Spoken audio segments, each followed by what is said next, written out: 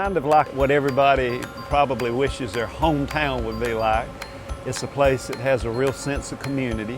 A lot of people are involved in everything, meaning volunteerism. We have a lot of volunteerism here. Everybody knows everybody. Everybody cares about everybody. That's a great thing. And if it wasn't for the volunteers and the people getting involved, we would have a real hard time doing what we do. We have the Pendleton Historic Foundation, we have Pendleton Pride in Motion, and we have the community center over here. It's got so many friends of the park, you know, Veterans Park. These people work tirelessly over there to make the park better. And they built a whole playground over there called Barrett's Place. You know, we just have so many people getting involved here in Pendleton, from picking up litter to just doing things every day to make our town better. It's just a great place here.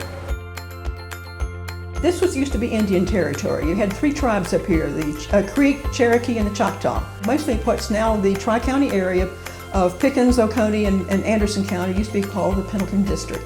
But in the beginning, it had been attached to Abbeville District. And in 1789, they decided to make it its own area. Pendleton was founded, though, in 1790. They needed a courthouse town for Pendleton County. Even right today, if you were to draw a line in the middle of the 3 counties, you hit on Pendleton. This land was opened up to pensioners from the American Revolution. Basically, they paid off the soldiers with land grants. They were given land for $1 an acre, and then what was left was basically open to the public in 1800. But the people from the Low Country started coming up here because there was still a lot of concern about the antagonism with England from after the Revolution, and there was always concern there was going to be war. And they knew if they ever fought the British, the town of Charleston would be captured again. Also, to get away from the malaria and yellow fever that was so insidious in the coastal areas, because you had mosquitoes down there. They had no idea what caused those diseases, but they knew if they got their children away from the coast, in the summertime, the chances are that child would grow to adulthood. This was actually started out as being designated as 3.5 acres. And basically, there were the 2 streets on the side. We see here Mechanic Street on this side and Exchange Street on this side. These streets were not there. This green went all the way to the storefronts. The oldest buildings dating back to are the ones on Main Street, just opposite where the Farmers Hall is now, which was originally the courthouse. So people would come to town to do business in either the stores or at the courthouse, and they would need a place to stay. So hotels started cropping up. And the road kind of developed along the side. They were not actually plotted in originally.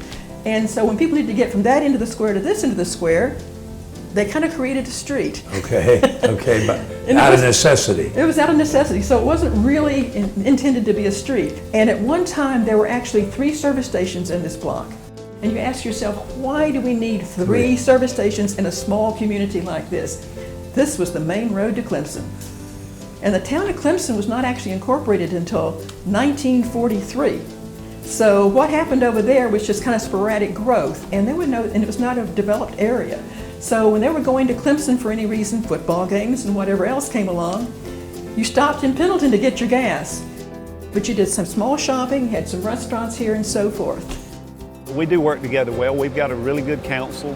They get involved, they do the work. All of our council had graduated from the South Carolina Municipal Association's Elected Officials Institute, except for our new council member, which would be Mike Seif. He just came on, and I'm sure, in time he's going to do the same thing. One of the things is we're not partisan. I don't really care for partisan politics because I think it creates too much of a us against them attitude. And we're the most responsive form of government because we're right here with the people we represent. We see them in the grocery store, we see them in the restaurant. They don't have to look far to find us to talk to us about problems they may have or suggestions that they may have to improve things. My dad was on the planning commission, and he encouraged me to come with him to the meetings, and I did. And I got interested in it, so I got on the planning commission when he got off, and I chaired the planning commission for a few years before I was asked to run for council by Carol Burdette, who became the mayor. And she lived in the same ward that I did, so that ward was vacant, and so they recruited me to run for the seat. I didn't have any idea I'd get it, but I gave it a shot. I was happy that I got elected, but I didn't realize that I was making history until some of my friends kept saying, you're making history. You're the first woman, black woman. I kept saying, well, you're right. I had no idea. The things that we talked about 20 years ago are now beginning to happen. It took that long. 20 years ago, we wanted to see 76 grow. We wanted to annex. We wanted to annex down to the traffic light. And now we have all that, and to see houses going up and businesses going up where we had planned 20 years ago for that to happen, it's just awesome. Finally, that's why I'm sticking around for another 4 years, because I didn't want to leave. I really wanted to see some of this stuff done, you know.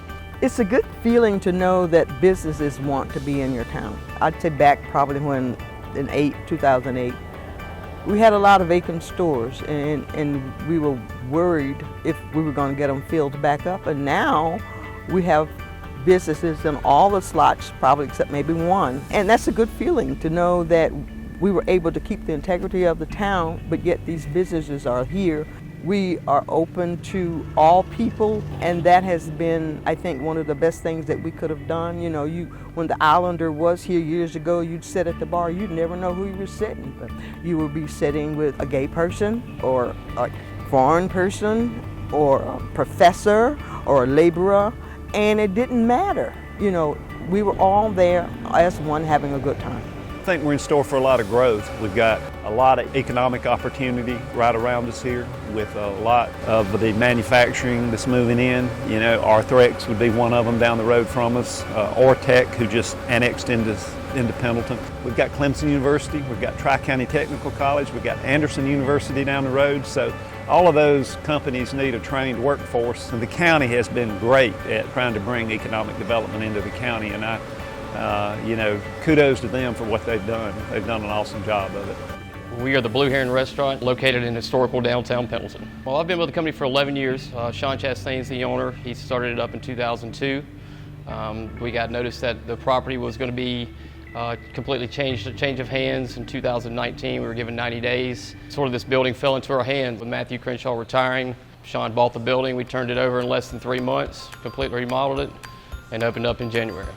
We do a lot of business from the university. A lot of professors, a lot of people coming in town interviewing for jobs. We also do get this student clientele, coaches, football coaches, soccer, basketball, all the above, golf. They all come in. So the university definitely is a large supporter of us. He puts out the best food in the upstate, hands down, I think. Presentation-wise, quality, taste, I mean, it's fabulous. And in the 25 years I've been in the business, I've never seen anybody be as passionate and put out that kind of quality of food. Honestly, we feel blessed to be in this community. I mean, everything's went great since we moved here. Welcoming community has been fabulous moving into this area. Our neighbors at Swamp Fox, our neighbors at Village Bakery, Mama Ray's, they've all been welcoming. Brooklyn Pizza as well. The mayor, Mr. Crenshaw, police chief, I mean, they've all been great.